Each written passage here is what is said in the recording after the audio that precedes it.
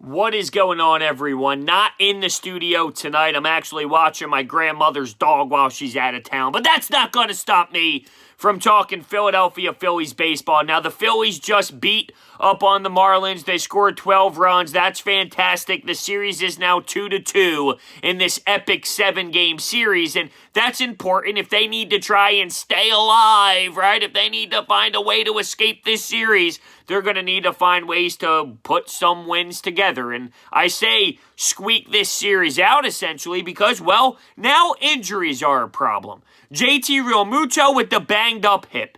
Spencer Howard with the stiff shoulder. Rhys Hoskins had to play over at first base where it was a poor throw by JT, which he realistically never even should have thrown. And Rhys Hoskins, whether it was his thumb or his wrist, that looked to bother him. Now, he stayed in the baseball game. That's not as bad as the other players that I mentioned in Howard and Realmuto, but it's something to still focus on. It's still something to recognize. This team seems to be hitting the injury bug when you have Jay Bruce go on the IL, Roman Quinn go on the IL, Scott Kingery isn't back. Right now, that is a problem with this baseball team, and they are going to need to find a way to grind the rest of the season out. Let's be realistic. They are going down the stretch. This is the stretch. They are already there. With the blink of an eye, boom, it's here. This is the final. How do you do? There's not much time left. So it's not as if, well, Joe Girardi can figure this thing out and work his way through 162. No.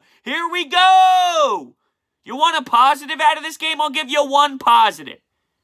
Bryce Harper, holy hell, thanks for coming back to the season. 3 hits.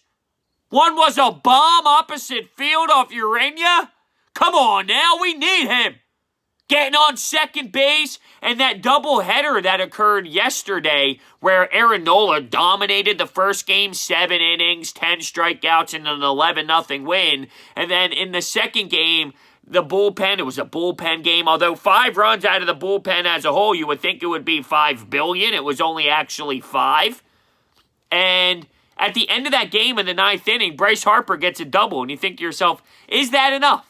Is that enough for him to maybe get in the right direction? Is that enough for him to maybe get enough confidence moving forward? It seemed as if he was just putting too much pressure on himself. You know, he was so focused on getting that hit, getting out of the slump every single time he went up to base, which I get, that is the mentality when you are in that type of ugly mindset where you can't get hits. That's all you think about every time you go to the dish. So it does make sense that's on his mind, but it's almost as if he had so much pressure on himself. He always was overthinking things. He got that hit in the 9th. You question, would that be enough? Would that be what sets him over the top? And then you saw him in this game, and it was just phenomenal. That's the Bryce Harper that I remember. That's the Bryce Harper that we need to be successful, as the dog is going crazy behind me. It is what it is, though. So, yesterday's game, I didn't get, or 2 games it was, yesterday's doubleheader. I didn't get time to really talk about it. I didn't really see much substance out of it. I thought it went exactly how you thought it would go, right? You see a doubleheader where one's a bullpen game and one's Aaron Nola. Well, you'll probably win the Aaron Nola game, and then you'll probably struggle with the bullpen game. Although I was a little underwhelmed with the offense in that bullpen game, it came out essentially how I thought it would. There was something to take out of it, though, if you want to look for these side stories, which, of course, I like to do. Adam Hazley got a couple hits when it came to a little lefty-lefty action. How about that? So whoever's saying that he doesn't ever deserve a chance to face a lefty, screw you. Now, I'm not saying he's going to be David Ortiz every single time Adam Hazley's on the bump and sees a lefty, and he's just going to crush him. I'm not saying David Ortiz only crushed lefties, but you get my point.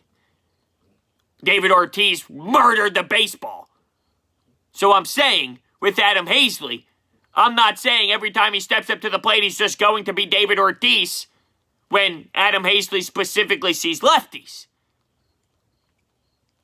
But, you know, you want to look for that side story. There's been many times where Bryce played center, Garlick played right field, or Gosselin got in there because they weren't trusting Adam Hazley. Well, I think he at least made some noise when it came to that.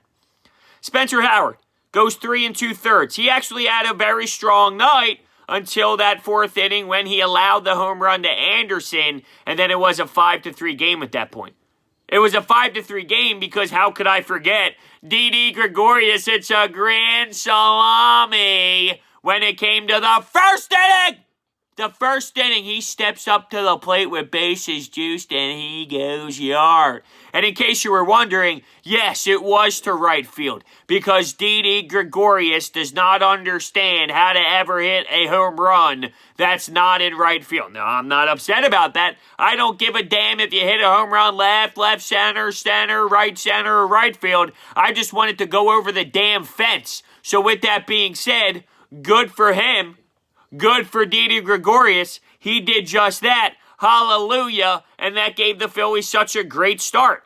And then Bryce Harper hit the opposite field dinger. It was 5-0. And that's when in that fourth inning, Anderson hit the home run off Spencer Howard. And the broadcast maybe tried to look for some sort of sign prior to the home run if there was discomfort. And you saw a little shimmy. And then post-game, Ricky Bo was talking about how he had an injury before he blew his shoulder. When he blew his shoulder out, he realized that it was taking him a long time to warm up, and there was a problem, and he was constantly taking long periods of time to warm up. And Spencer Howard, during his post-game press conference to the media, he was saying, it was taking me a long time to warm up. It's taking me a long time to warm up. Well, if you're having that type of problem right now, guess what?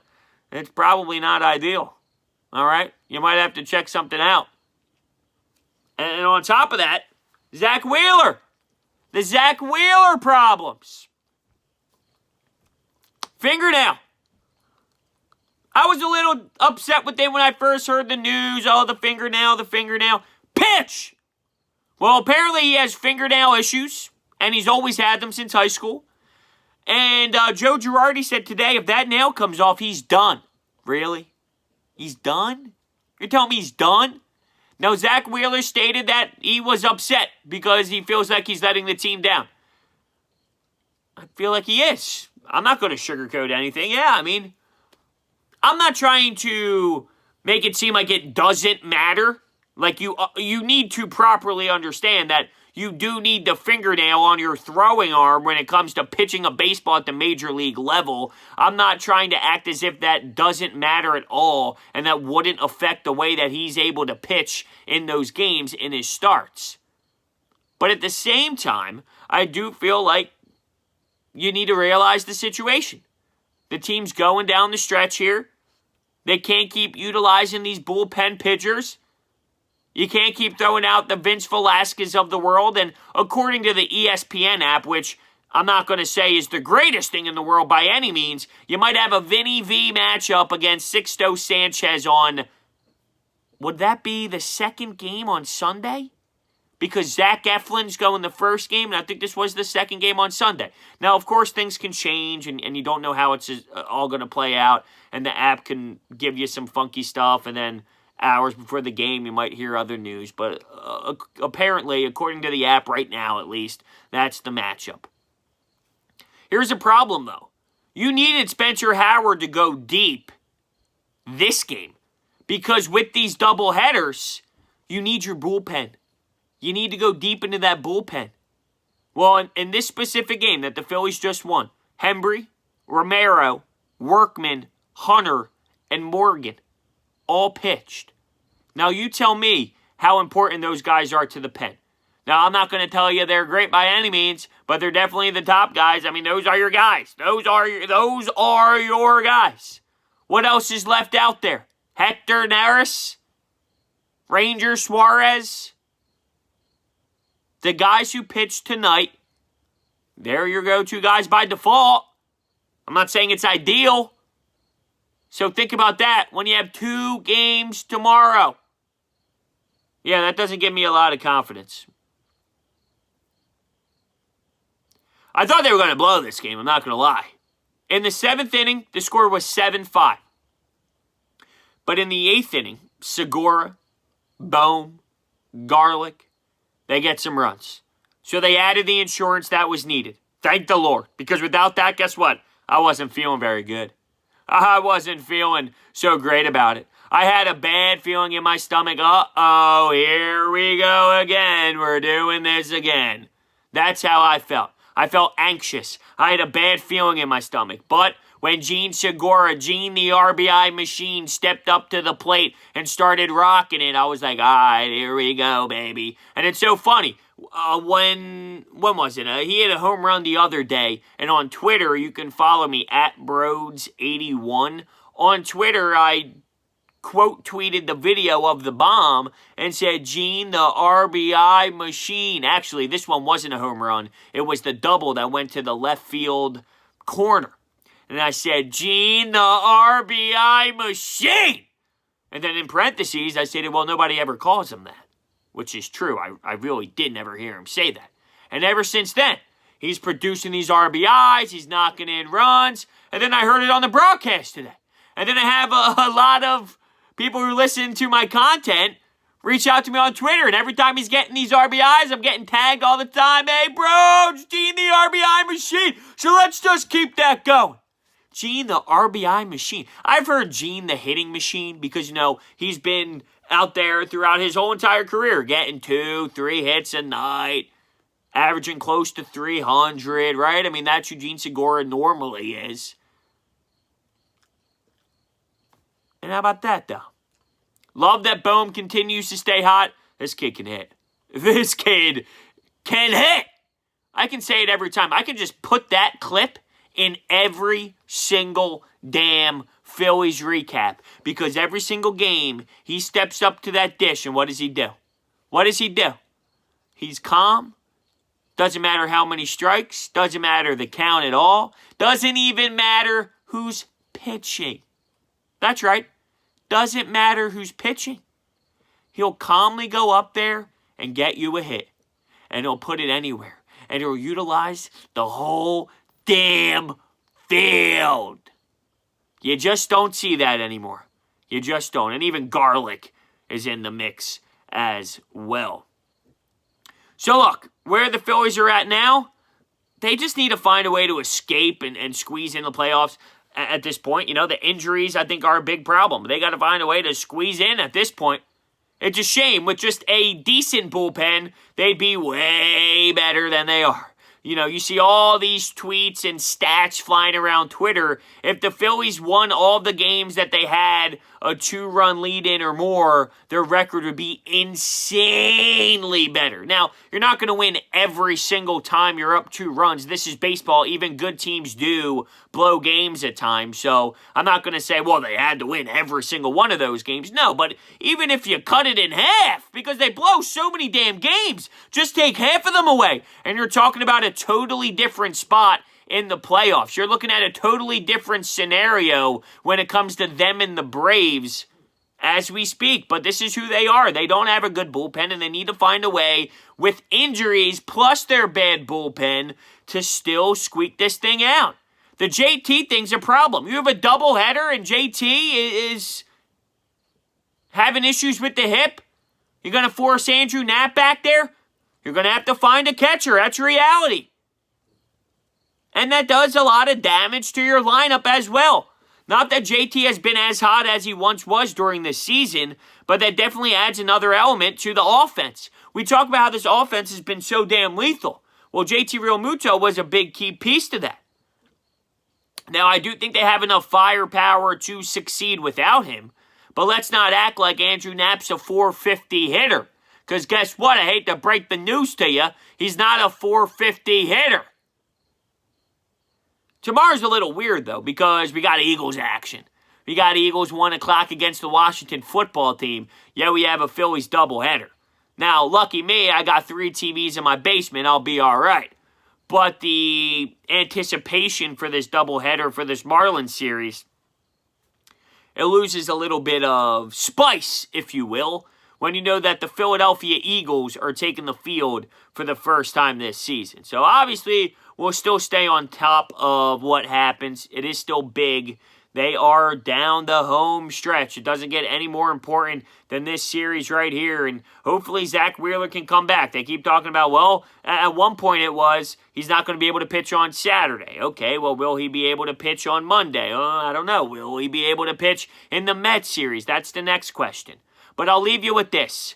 Bryce Harper is back. And it's huge that Bryce Harper is back when you're going through this sort of issue.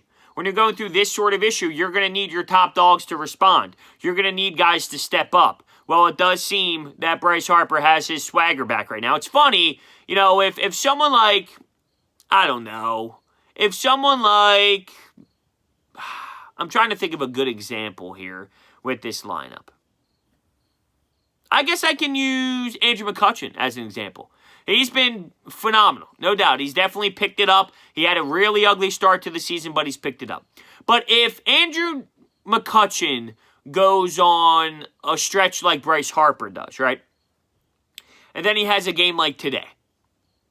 I'm not super convinced, like Bryce Harper did today. If Andrew McCutchen had a bad stretch like Bryce Harper did, and then Andrew McCutchen had a game like Bryce Harper did tonight, I don't take away from this game, Andrew McCutchen is definitely back. I would need more time to really see if he got out of his funk or not. But with Bryce Harper, when he has a game like this, it's already known. This is who he is. This is his type of career. He'll go through these highs and lows, big extremes of highs and lows. So when he has a game like this, where he's going opposite field in Miami Marlins Park, right? In that park. And he's getting doubles, and he's effective, and he's productive, you know that that's going to snowball, and that's him getting out of his slump. You just know it. And that's the beauty of Bryce Harper. Let's see what he can do to help carry this team while JT is battling this hip injury, and the pitching is wonky right now because Spencer Howard and Zach Wheeler, two guys that you need to rely on, are not available at the moment. Thank you all so much for listening, and I will see you next time.